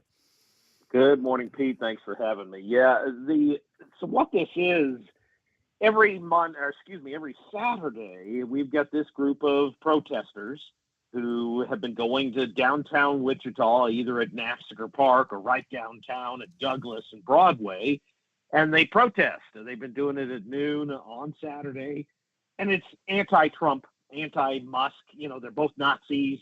They're for whatever reason, insert reason here, and they protesting the president. They've been doing this for a couple of months now, really. And so finally I decided that I wanted to go down and do some man on the street interviews with these folks. And so I went down and started having conversations and see if I could not necessarily find common ground, but just try and figure out why they're there, why they're so angry, and if it was just a case of Trump derangement syndrome or if they just had reasonable things that they were frustrated with. By and large, it was Trump derangement syndrome, but then I found this guy. And he literally had a foam head with a Trump mask on it with blood coming out of the ears. And that I posted on social media and just said, look, this is the face of the folks who are protesting. And you're right, the Wichita Eagle didn't run anything on it until I called them out, because you remember the mannequin that was up in Kansas City at a convention, and the Star, the Eagle, they lambasted Republicans for the Biden mannequin that was punched at.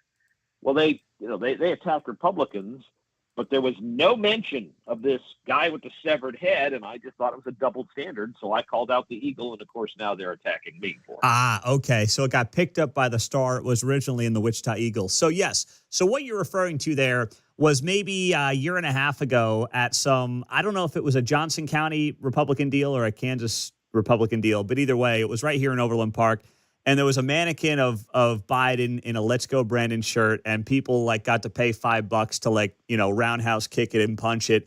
And I remember saying at the time that it was just so cheesy because you had, let's be honest, mostly a bunch of old people who haven't swung their legs that high in 30 years, right, trying to kick a Joe Biden mannequin. Like it looked awful. It was really dumb. And I remember making fun of it at the time. Just for like, what are we doing here? So I remember the Kansas City Star wrote about that, but now, and the Wichita Eagle, of course, too. But now you're saying you get photo evidence of a guy walking around with a severed Trump head in Wichita, and they don't make a peep. And instead what they do is they write negatively about you. That's their response, and that's their ultimate decision here is what it looks like. Exactly. And when the mannequin thing came out, I mean, there were Republicans, the chair of the party at the time, Mike Kuckelman, others, state legislators condemned the fact that they were doing the Biden mannequin thing. Because, look, there's never any call, never any excuse for violence.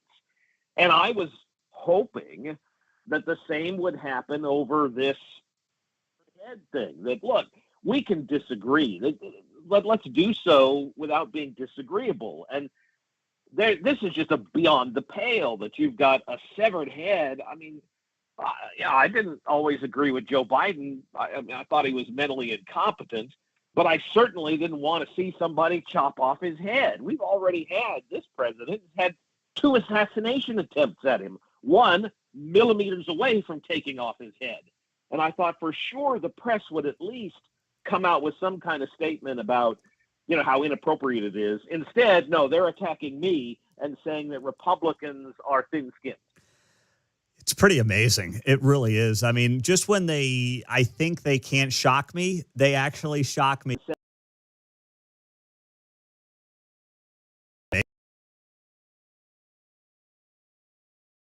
shock me. They actually shock me by taking things to the next level. And ignoring it would be one thing. If they ignored it, but instead they decide to write about it and they get mad at you and somehow get mad at, I guess, Republicans for highlighting any of this. It's just so bizarre. The opinion piece in the Wichita Eagle, which was picked up by the Kansas City Star, was by a guy named Dion Leffler, and it's titled, Republicans Are Shocked Over Fake Severed Head at Wichita Anti-Trump Protests. So go figure. Did you learn anything down there? Anything where you could find common ground, or was it mostly just extreme cases of TDS?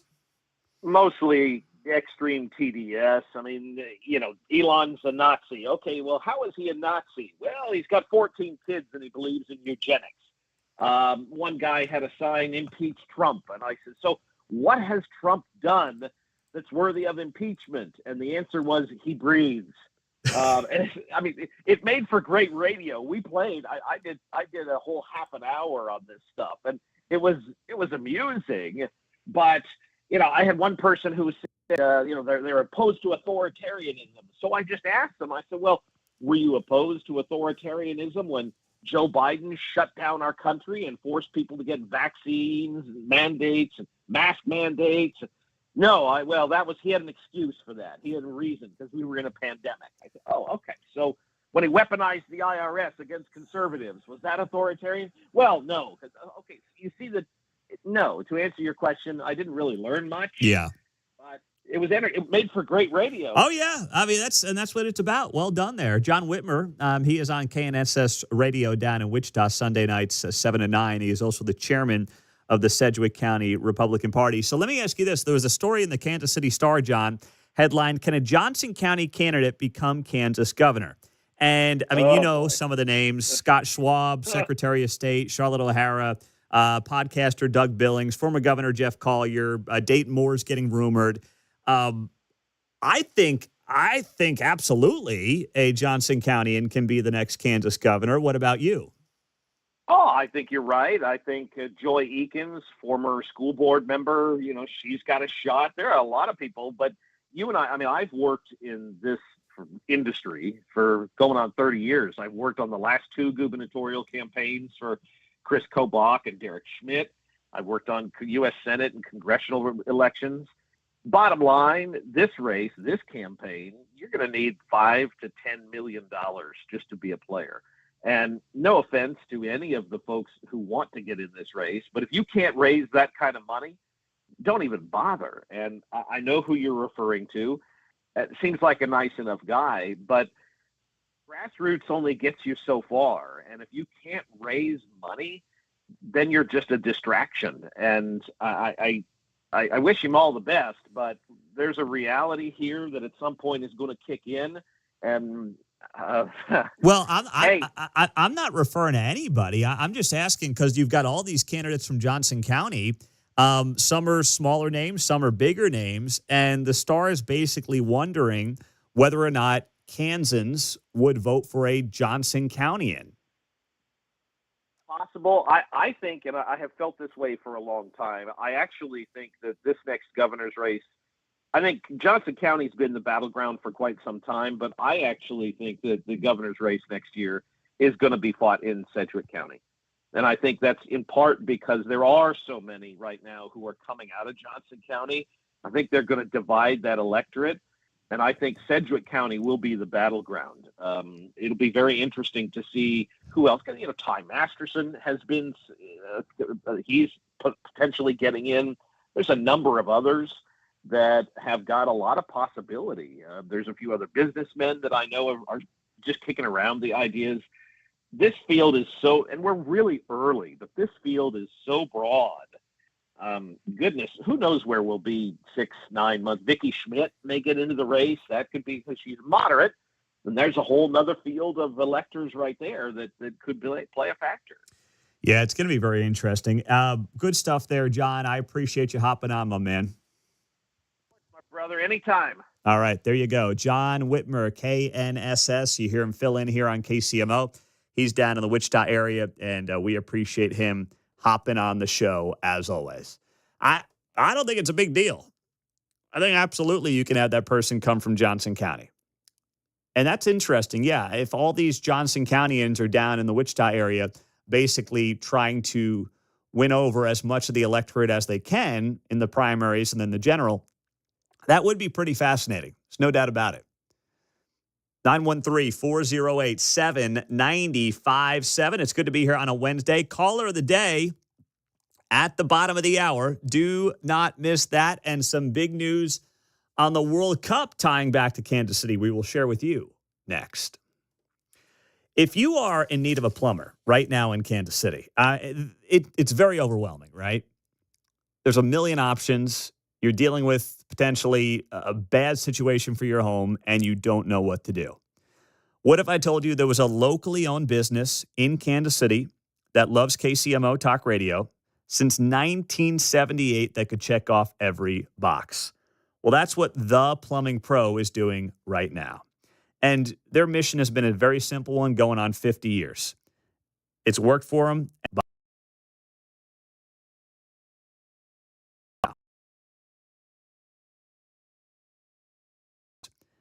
It's worked for them, and that is providing the best quality plumbing service at a reasonable cost to homeowners and businesses all over the metro. There's nothing more you could ask for, right?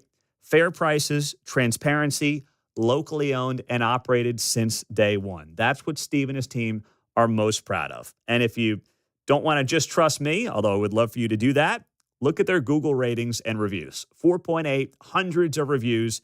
You can't beat it. So whether you're leaking, clogged, or dripping, and let's be honest, we've all been there, you can rely on The Plumbing Pro. Go to the website right now, theplumbingpro.com.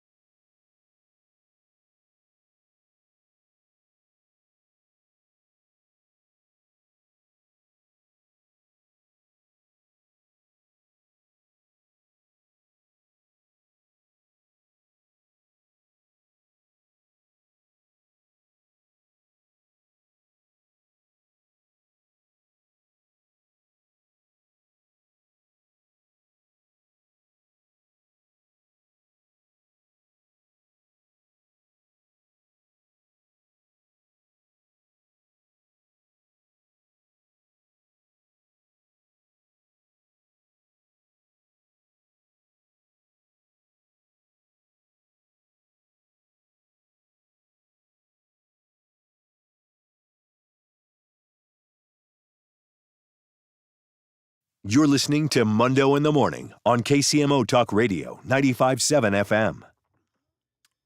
Big news yesterday. Andrew Giuliani named the executive director of FIFA's 2026 World Cup here in the United States.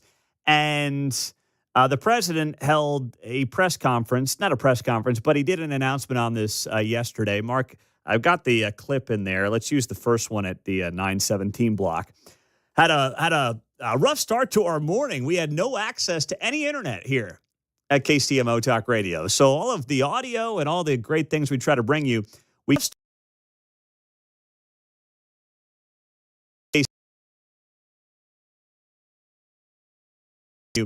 could not do until about 7 o'clock or so. So it's been one of those days, on top of the fact that I had a 3-year-old up at 12:45 for about an hour and a half. So that was a fun start to the day. But here was the president of the United States announcing his plans to have this executive leadership group overseeing the World Cup coming to the United States next year, which of course includes Kansas City.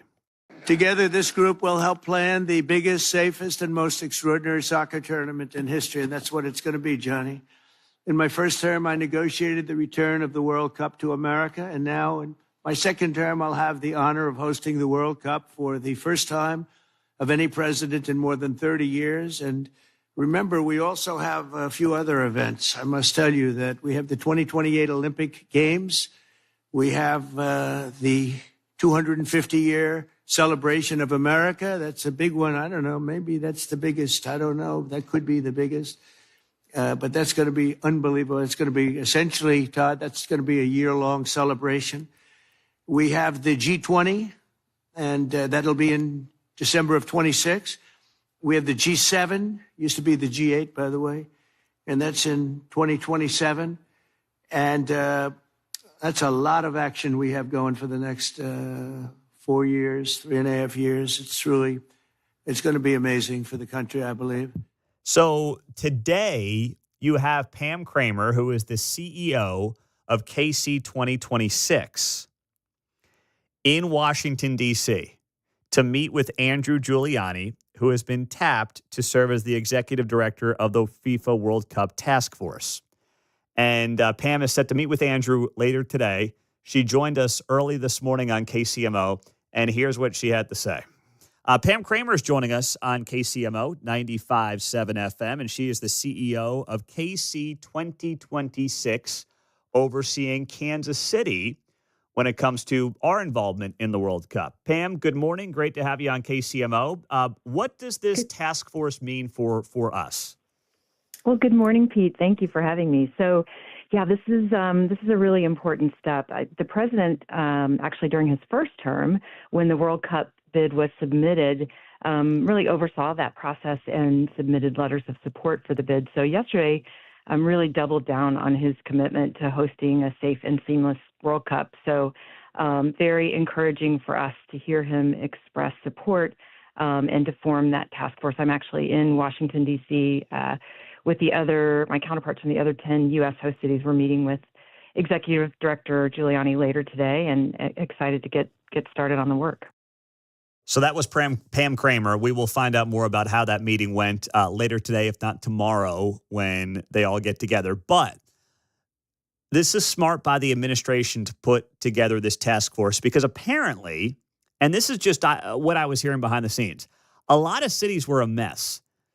And we've talked about some of the issues in Kansas City, but apparently other cities were even in more disarray about putting on an event like the World Cup. I mean, you've got L.A., you've got Miami, you've got New York, technically New Jersey, though it's at MetLife Stadium. So you've got all these major cities, and let's be honest, they can't find the way to have a paper bag, never mind try to put on something like the World Cup. So actually, Kansas City was one of the least of their problems from what I was hearing, which is a good sign. But we've obviously still got our own issues we're trying to work through, with a lot of local politics at play here. And a lot of your top power players in and around Kansas City trying to get their credit, trying to get their piece of the pie. And that's why Pam Kramer was brought in last summer. And now you've got Andrew Giuliani, appointed by Donald Trump yesterday, trying to make sure everybody's on the same page ahead of next summer. So that Pam Kramer interview will be up on the podcast after the show. Now, during this press conference yesterday, Trump starts talking about football versus soccer. Oh, that ought to be good. Yes. Yeah. Oh, this is vintage Trump. Let's roll it. I have a son that loves soccer. Barron. Nobody's ever heard of Barron, right? Have you ever heard of Barron? He's a good soccer player, too. He's a little tall for soccer, but that's okay. And over 1 billion viewers. You're going to have one of the biggest viewerships of any sport at any time. This will be a once-in-a-lifetime opportunity to showcase the beauty and the greatness of America, and we can't wait to welcome soccer fans from all over the globe. I don't know if I'm supposed to say soccer or football, because every time I say soccer, Barron and Eric say you're really saying it wrong. It's supposed to be football, but we know it more as soccer. These events will also generate tens of billions of dollars in economic activity for local businesses and create thousands and thousands of jobs for American workers. I've directed my entire team to do everything within our power to make the World Cup an unprecedented success, and that's what it's going to be. We're going to make sure of it. All right. Now, I will never have been more disappointed in the president of the United States as I will be if he tries to call it football. This is America. I don't care what Eric says. I don't care what Barron says. This is soccer. This is not football. In America, football means one thing and one thing only: the pigskin. That's what it means.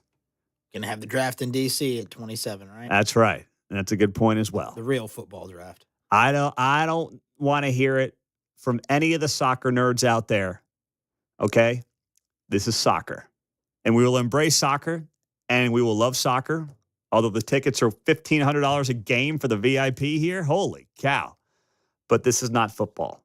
So please, Mr. President, don't listen to your two sons. I know they're great guys. I'm sure they mean well, but this is soccer. It's like his book of rambling about bacon. They call it something else, but it's bacon. It's football. We call it soccer. We're looking forward to the soccer. Mm-hmm. And we are looking forward to the caller of the day. Let it rip. It's a good one next.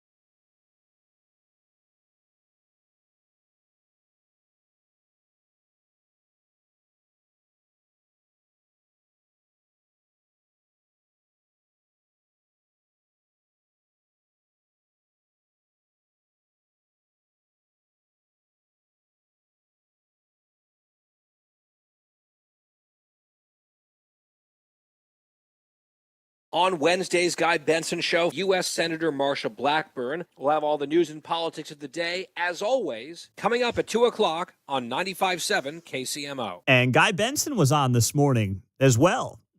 Still some tickets left for his visit to Kansas City coming up on June 12th. We'll be at Boulevard in their suite, dinner, drinks, meet and greet, show, the whole deal. You can buy your tickets now at kcmotalkradio.com. And if you buy a table, you can get a discount and you can buy the table that Guy Benson will be sitting at. All that information is at kcmotalkradio.com. Let's go. Before we get to our caller of the day, we were just talking about Trump having one of those conversations with himself where he's like, do I call it football? Do I call it soccer regarding the World Cup next summer, which is coming to Kansas City along with 10 other American cities. Bob is in Kansas City, a former Liverpool resident. I don't like where this is going, but go ahead, Bob. Pete, I just want to hopefully try to sort out soccer and football for you. Being an old football/soccer player from Liverpool, as a child, as a kid playing soccer was like a slang name for football in England.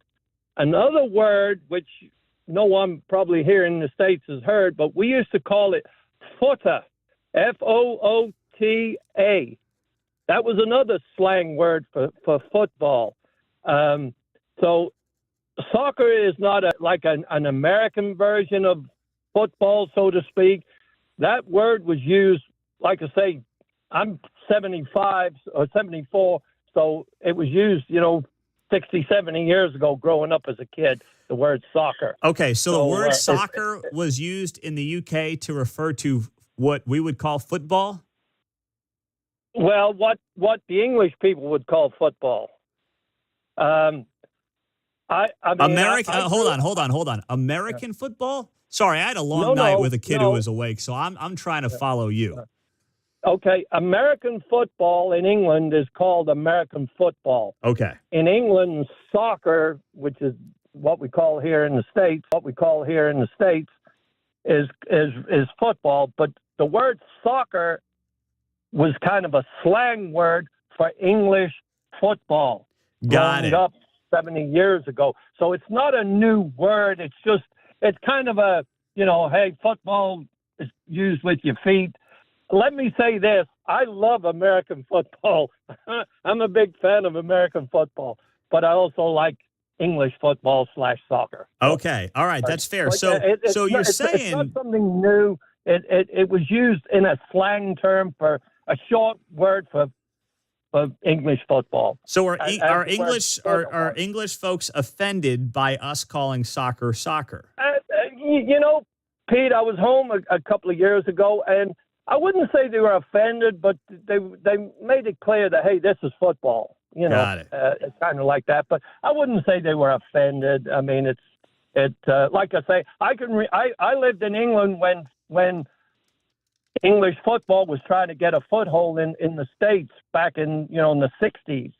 And I think they called it soccer here because of American football. So that's how it's kind of got a little confusing. Well, you know how we can settle this, right? There's only one way to settle this. I think we have to have arm wrestling between Chris Jones and David Beckham. That's the only answer here. All right? Well, winner I think gets Chris their way. I think Chris Jones would win. I think so as well. But anyway, Pete, love your show. You guys are really good. I look forward to listening to you guys every morning. I tell people about it. So keep up the good work, guys. It's a great show. Well, that's nice of you, Bob. Thank you. I appreciate you, my man. I thought he was going to give us a hard time, but he's just giving us a little history. I like a little history. No matter of fact, backing up Trump there. Exactly. That's what he's been doing. used as a term for football for a long time. Yeah, that's and good not stuff. just here. As Americans, they just didn't want us to get confused, so we used the British slang, soccer. Yeah, I'm fine with that. I'm cool with that. So Trump can just call it soccer. It's typically called footy, too, but that's something different here, and we don't want to do that. No. Let's not overcomplicate this, fellas. Okay? Yeah, too. True. Soccer it is. Soccer it is, Mr. President. That's it. Okay, our caller of the day, big story on Fox 4, lead story on Fox 4 last night. And I give Fox 4 a lot of credit. Hey, Malik Jackson's on a heater, man. This guy's rolling.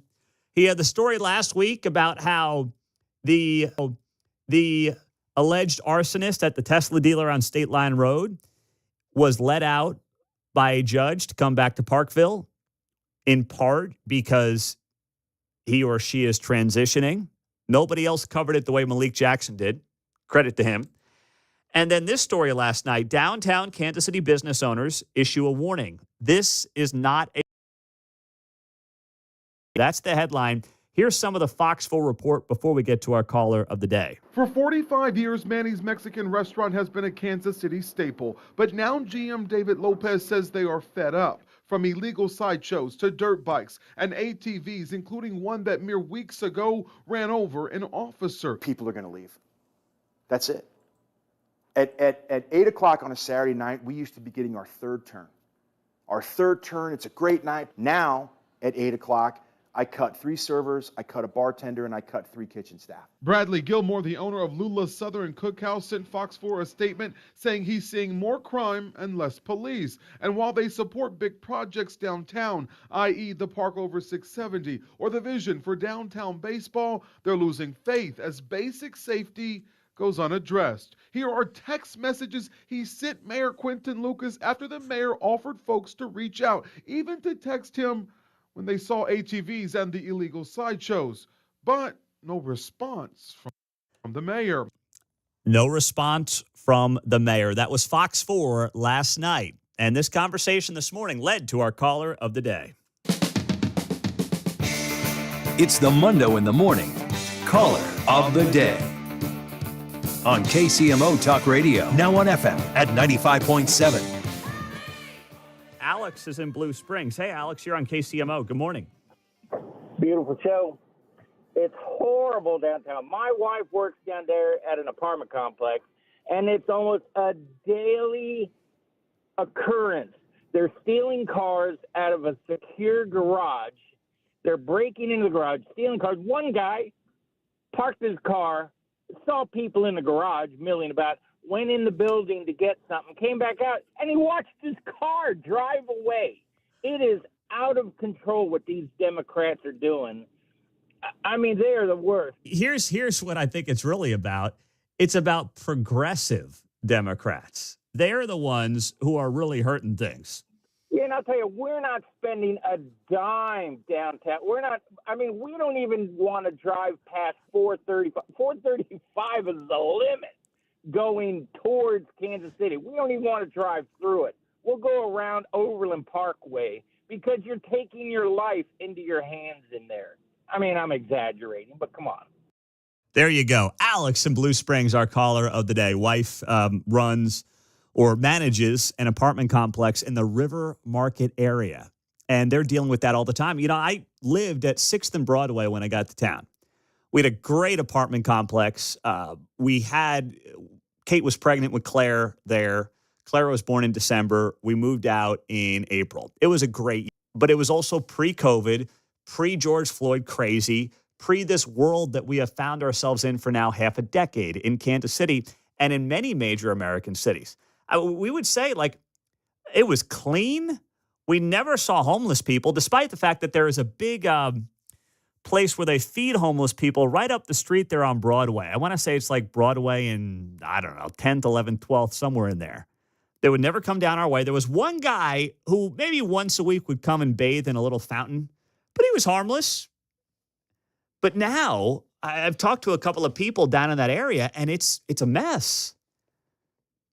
So our timing was great, but frankly, it was just luck. I didn't know where the world was going in the next, year or two. And now you have these business owners who are finally speaking out, and more of them have to. And there is there's one little part of this story on Fox 4 I didn't like. And it's not the fault of Fox 4. But the headline read, downtown Kansas City business owners issue a warning. This isn't a political issue. It's a safety issue. So they're kind of doing this whole thing of like, we're not trying to be super conservative and against Democrats. It's just about safety. Okay, but it is a political issue. It is a political issue. You have one party rule in this town. That's a political issue. Your politicians of one political party have failed you. So I know you're trying to do this like, I don't want to come off political. And you're right. Public safety should not be political. But let's be very clear. It is political. Whether you want to admit it is or not. I understand why you have to give that preface of not trying to be political here. But when you're criticizing city leadership, that is one party rule and has been for decades for the most part in this town, then it is political. And you can try to soften your stance on that. You can try to curry favor across different groups and say, we're not trying to be political, but just be honest, you are. But I'm glad that more of these business owners are speaking out because for too long they wouldn't. I mean, we'd have Bill Nigro on the show down in Westport, and he would tell us that he's getting crap from some of his tenants who would be like, please don't bring attention to us. We don't want to get backlash from the city. No, you guys got to rise up together. You got to rise up together. You got to talk to TV. You got to talk to us. You got to be vocal on social media. And you got to say enough's enough. Just like, what's his name there? Strip chicken guy. Todd. Will Scott. Todd say Todd Johnson. Yeah. Old Todd. He wasn't afraid. And this is a snowball effect. The more people who are out there talking, it's like ripping off the Band-Aid. It's like, oh, man, that felt good. I'm so glad I did it. And more people will join you. Do not be shy. And you got a platform right here on KCMO Talk Radio, 95.7. We will wrap up the show with you. Kevin Keatsman Uncanceled is taking over at 10 o'clock on 95.7 FM and streaming on the KCMO Talk Radio app.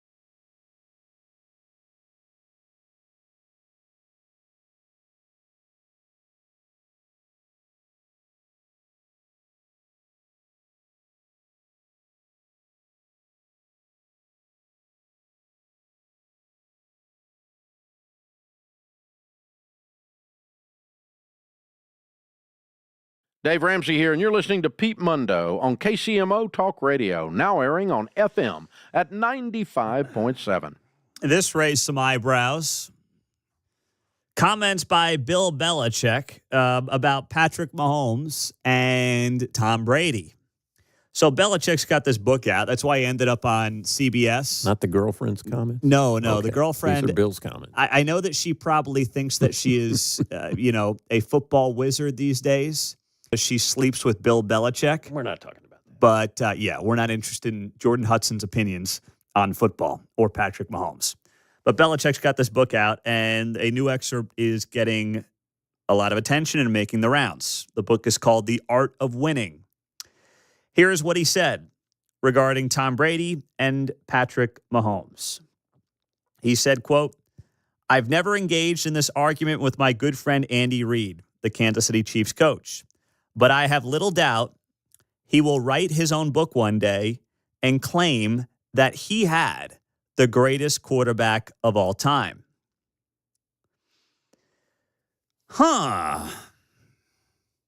See, I'm starting to think that what Tom Brady did with the Patriots with each passing year is even more impressive because Belichick proved that he was nothing without Tom Brady.